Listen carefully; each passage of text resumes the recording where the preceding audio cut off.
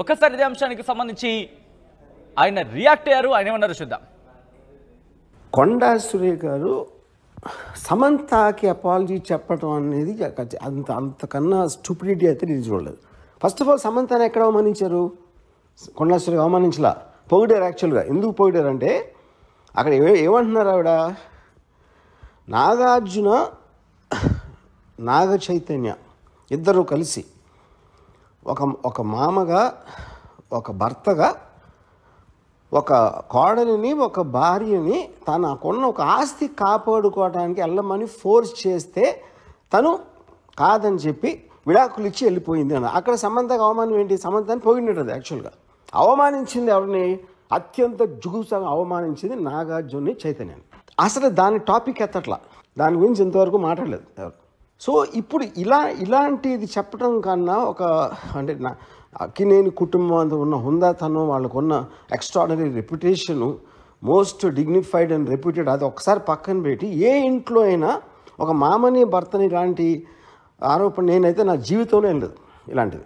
ఇది చాలా సీరియస్గా తీసుకుని నా రిక్వెస్ట్ నాగార్జునకి చైతన్యకి ఇలా వదిలేయకుండా మళ్ళీ ఇలాంటివి జరగకుండా ఇండస్ట్రీ అందరి కోసం, ప్రజలందరి కోసం కూడా సీరియస్గా తీసుకుని మర్చిపోలేని గుణపాఠం నేర్పించాలి.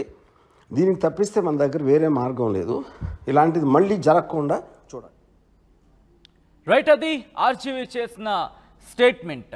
ఇక్కడతో దీన్ని వదిలేయకూడదు. ముఖ్యంగా నాగార్జున, మరి ముఖ్యంగా నాగ చైతన్య, సమంత ఈ ఇష్యూని మరింత స్ట్రాంగ్గా తీసుకువెళ్ళాలి, దీనికి తగిన గుణపాఠం చెప్పాలంటూ కూడా ఆయన చేసిన ట్వీట్ ఇప్పుడు సంచలనంగా మారింది.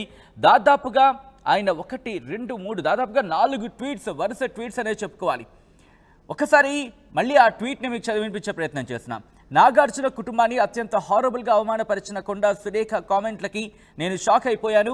తన రాజకీయ ప్రత్యర్థి మీద పగ తీర్చుకోవడానికి మధ్యలో ది మోస్ట్ రెస్పెక్టెడ్ నాగార్జున ఫ్యామిలీని రోడ్డు మీదకి లాగడం ఏమాత్రం భరించకూడదు అంటూని ఆయన ట్వీట్ని కంటిన్యూ చేశారు.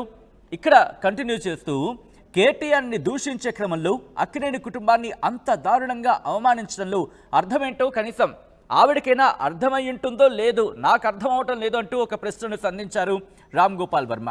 తనని రఘునందన్ ఇష్యూలో ఎవరో అవమానించారని, అసలు ఆ ఇష్యూతో ఏమాత్రం సంబంధం లేని నాగార్జున, నాగ చైతన్యని అంతకన్నా దారుణంగా అవమానించడం ఏంటి అంటూ కూడా ఆయన మరో ప్రశ్నను సంధించారు. ఇక్కడితో కంక్లూడ్ చేయలేదు. ఆయన దీన్ని కంటిన్యూ చేస్తూ 4th గ్రేడ్ వెబ్సైట్లు కూడా ప్రచురించని జుగుప్సాకరమైన నిందలు తనేదో తన కన్నులతో చూసి తన చెవులతో విన్నట్లు కన్ఫర్మేషన్తో మీడియా ముందు అరిచి చెప్పడం దారుణమంటూ కూడా ఆయన ట్వీట్ని కంటిన్యూ చేశారు. ఒక మినిస్టర్ హోదాలో ఉండి నాగార్జున, నాగ చైతన్య లాంటి డిగ్నిఫైడ్ కుటుంబాన్ని, సమంత లాంటి ఇండస్ట్రీ గర్వించదగ్గ ఒక మహానటి మీద అంత నీచమైన మాటలు అనటాన్ని తీవ్రంగా ఖండించాలంటూ కూడా ఆయన చెప్పుకొచ్చారు. ఇక్కడ కంటిన్యూ చేస్తూనే మళ్ళీని సీఎం రేవంత్ రెడ్డి గారు ఈ విషయంలో వెంటనే ఇంటర్ఫియర్ అయ్యి ఇలాంటివి జరగకుండా ఒక స్ట్రాంగ్ వార్నింగ్ ఇవ్వాలని ఇండస్ట్రీ తరపు నుంచి అడుగుతున్నాము అంటూ కూడా ఆయన ఇక్కడ మాట్లాడడం జరిగింది. కంక్లూషన్లో మీరు చూస్తే కనుక లాస్ట్ అది కంటిన్యూ చేస్తూనే ఆయన అన్నారు, కొండా సురేఖ సమంతకి క్షమాపణ చెప్పడం ఏంటి? అక్కడ అత్యంత జుగుప్సాకరంగా అవమానించింది నాగార్జునని, నాగ చైతన్యని.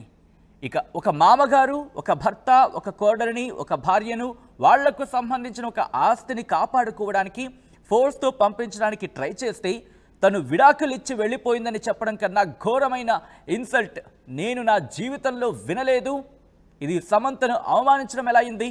వాళ్ళిద్దరి కోసమే కాకుండా ఫిలిం ఇండస్ట్రీలో ఉండే అందరి కోసం ఈ విషయాన్ని ఇటు నాగార్జున అలాగే నాగ చైతన్య ఇద్దరి ప్రొఫైల్ని, వీళ్ళిద్దరికి సంబంధించి ట్విట్టర్ ఐడీలని ట్యాగ్ చేస్తూ చాలా సీరియస్గా తీసుకొని మర్చిపోలేని గుణపాఠం చెప్పాలంటూ కూడా ఆయన తన ట్వీట్స్ని కంక్లూడ్ చేశారని చెప్పుకోవచ్చు. సో ఒక్కసారిగా నిన్న మంత్రి కొండా సురేఖ చేసిన వ్యాఖ్యలు ఇటు సినీ రాజకీయ వర్గాల్లో ఒక్కసారిగా తీవ్రమైన విమర్శలు వెలువెత్తుతున్నాయి. ఈ నేపథ్యంలో కొండా సురేఖ క్షమాపణలు చెప్పిన సందర్భం అయితే ఈ క్షమాపణ